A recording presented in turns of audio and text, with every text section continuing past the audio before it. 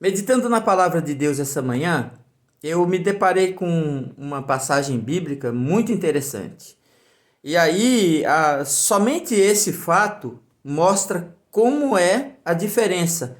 Qual a diferença entre viver uma vida alienada de Deus, de uma vida de comunhão com Deus.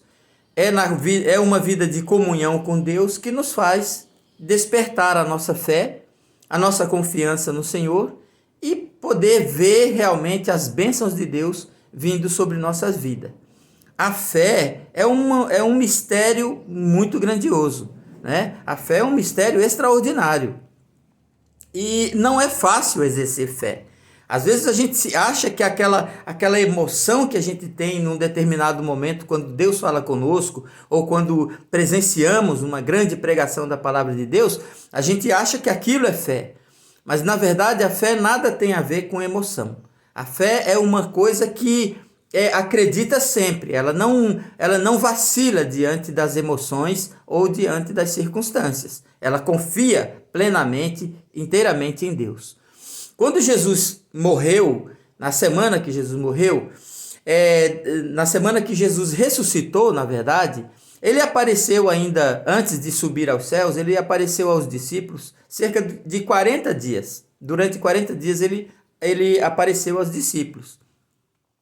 E aquele período foi um período assim muito difícil, um período de muita incertezas, de muitas dúvidas. Eles viram o Senhor morrer, eles estavam desanimados. Daqui a pouco Jesus ressuscita, mas parece que as coisas não estão fluindo, né?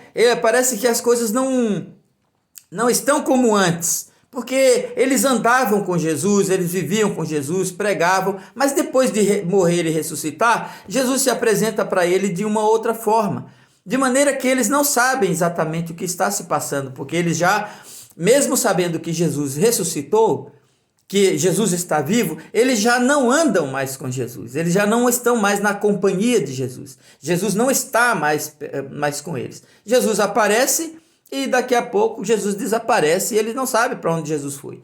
Então eles ficam naquele suspense, naquela angústia, né? Naquele período de que, bom, o que vai acontecer? O que vem agora? E é aí onde a gente encontra aqui no livro de João, no capítulo 21, do Evangelho de João, aonde diz o seguinte, que depois disso, né, depois dessas coisas, depois dele ter apresentado uma vez aos discípulos, manifestou-se Jesus outra vez aos discípulos junto ao mar de Tiberíades e manifestou-se assim. Estavam juntos Pedro, Tomé e Natanael, que eram de Caná da Galileia, e os filhos de Zebedeu, e os outros 2 discípulos. Tinha 5 discípulos nessa ocasião que Jesus se apresentou para eles. Aí disse-lhes Pedro, vou pescar. Disseram-lhe eles, nós também vamos.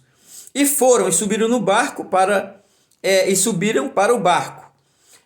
Naquela noite nada apanharam. E sendo já amanhã, quer dizer, eles passaram a noite inteira pescando, mas não pescaram nada. De manhã apareceu Jesus na praia e disse assim, filhos, tende alguma coisa que comer? Respondeu-lhes, não.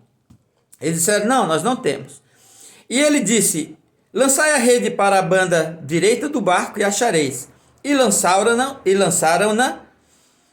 pois e já não a podiam tirar pela multidão de peixes. Então essa foi uma das vezes que o Senhor aparece a Pedro. E ao que parece aqui, é uma das últimas vezes. Isso aqui Jesus já vai parar de apresentar-se para ele para sempre. Então você vê o desânimo que toma conta dos discípulos, quando eles estão simplesmente diante de tantas promessas, diante de tantas coisas que ouviram Jesus falar. Agora Jesus ressuscitou e as coisas parecem que não estão fluindo. É difícil exercer fé, é difícil mesmo. Mas há uma recompensa para aquele que exerce essa fé e essa confiança em Deus. Então os discípulos disseram, vamos pescar, quer dizer, vamos voltar à vida que a gente tinha antes. A gente vai voltar a fazer as mesmas coisas que fazia antes. A gente pescava, Jesus disse assim, vinde que eu vou fazer vocês de pescadores de homens. E agora nós não temos mais o que fazer, não sabemos o que Jesus está fazendo, que nós não andamos mais com ele está ressuscitado, ele está vivo, mas a gente não sabe para onde ele vai, nós não andamos mais com Jesus. Então quando eles disseram assim, vamos pescar? Tá, então vamos voltar para a nossa vida. A vida que a gente vivia antigamente, vamos voltar a viver normalmente, esquecer essa história aí. E eles foram pescar. E durante a noite aconteceu esse fato de que eles não pescaram coisa nenhuma, não pescaram nada. De repente apareceu na praia alguém que gritou para eles, filhos, vocês têm alguma coisa que comer? Eles disseram não, eles não sabiam quem era. E Jesus disse assim, então lança as redes para o lado direito. Quando eles lançaram que pegaram peixe, eles se despertaram, disse, é o Senhor. O João disse assim, aquele é o Senhor. E Pedro imediatamente vestiu as roupas, porque disse que ele estava nu, e se atirou na água e foi em direção ao Senhor. E aí os outros discípulos vieram trazendo o barco com dificuldade, por causa era muito peixe, né? A bênção tinha sido grande demais. E quando eles chegaram na praia, encontraram peixe e pão que estava ali, né? Tinha um fogo feito ali, tinha peixe assado, tinha pão. Jesus disse assim, sentai aí e comer. Quando Jesus perguntou para ele, vocês têm de o que comer? Jesus não estava pedindo a ele alguma coisa. Jesus não estava dizendo assim, vocês têm alguma coisa para me dar? Eu estou com fome. Não. Ele disse, vocês têm alguma coisa que comer? Ele disse, não temos nada. Ele disse assim, mas eu tenho para dar para vocês. Lança as redes para o lado direito. Eles lançaram, trouxeram peixe. Chegaram, não, eu estava pedindo, não é porque eu queria que vocês me dessem. Eu estava perguntando porque eu tenho o que dar para vocês. E ali tinha peixe e pão e eles comeram. E é nessa ocasião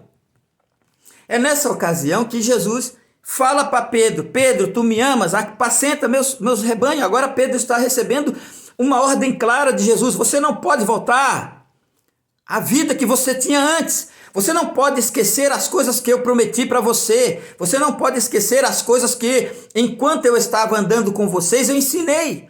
Você vai fazer, você vai pregar o evangelho. A sua missão é essa, eu estou dando para você essa missão.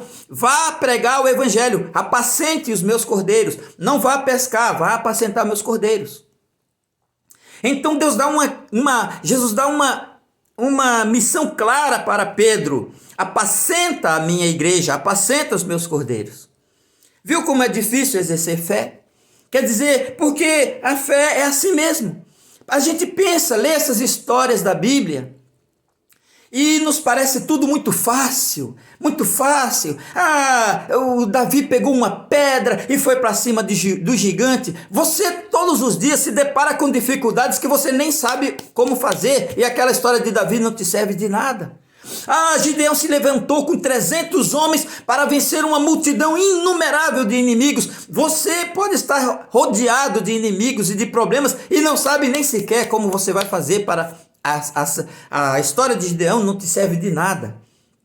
É uma coisa que vem e só te traz aquela emoção e você fica como um torcedor, né, de jogo de futebol. Você está de fora só torcendo, mas não está fazendo nada. Apenas torcendo, apenas admirando aquilo que os outros fizeram, aquilo que os outros fazem, mas enquanto você não faz nada. Assim são os torcedores.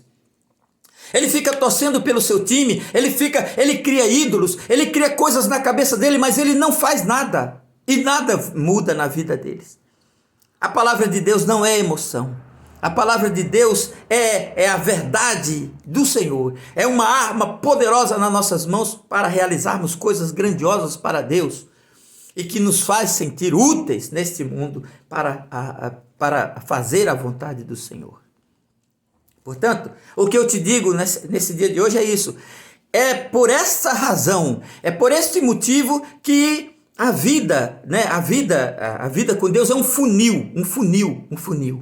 Né? São poucos os que se salvam, são poucos os que fazem atos heróicos, são poucos que conseguem se libertar das amarras do pecado, são poucos que conseguem quebrar os grilhões que nos prendem na mediocridade, na vida de miséria, na dificuldade, que a gente vive uma vida medíocre, e são poucas as pessoas que se destacam. Por quê? Porque é preciso ter comunhão íntima com Deus diariamente, incessantemente.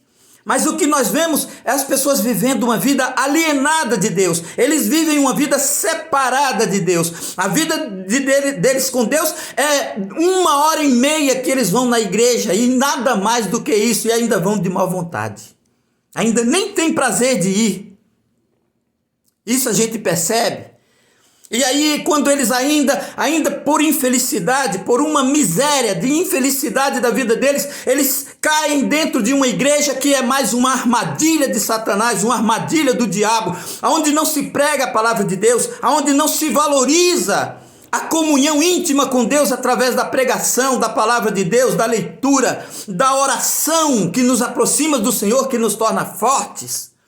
Porque a fé vem pelo ouvir e ouvir pela palavra de Deus. E apesar de todas as nossas fraquezas, além das nossas fraquezas, além das nossas dificuldades, ainda nos deparamos com a situação miserável, né, de uma igreja que não tem nada de Deus na vida. Então, 1h30 dentro de uma igreja que não serve para nada. É isso, meus irmãos. Uma vida alienada de Deus não vai te levar para lugar nenhum. Separar um diazinho da semana para ir na igreja e depois dar as costas para lá só vai te levar a uma vida de frustração, de tristeza, e vai te levar para longe de Deus, para a vida de pecado e de fracasso, de derrota, e por fim você vai perder a sua salvação. E nós não podemos fazer nada, porque o que Deus pode fazer, Ele está fazendo. Todos os dias estendendo tuas mãos e te chamando a compreender esse mistério. O mistério da fé. O nosso tesouro não está aqui na terra, está lá no céu. A nossa cidade está no céu. A nossa riqueza está no céu. O nosso futuro está no céu. A nossa vida não é para ser vivida nesse mundo, é para ser guardada para a vida eterna. Para ser vivida num lugar de paz, de gozo, de alegria, de felicidade, onde não existe doença, não existe nada, não existe sofrimento nenhum. Esse é o nosso objetivo, esse é o nosso destino, é o nosso futuro, o futuro que nos aguarda. Para aquele que faz de Deus a maior prioridade na sua vida. Para aquele que, a Bíblia diz assim, aos que me honram, honrarei. Mas os que me desprezam serão desprezados. Que Deus desperte no teu coração essa responsabilidade de viver uma vida verdadeiramente de comunhão com Deus, para que as bênçãos do Senhor te alcancem nessa vida e na outra. Que Deus te abençoe e te guarde, em nome de Jesus. Amém.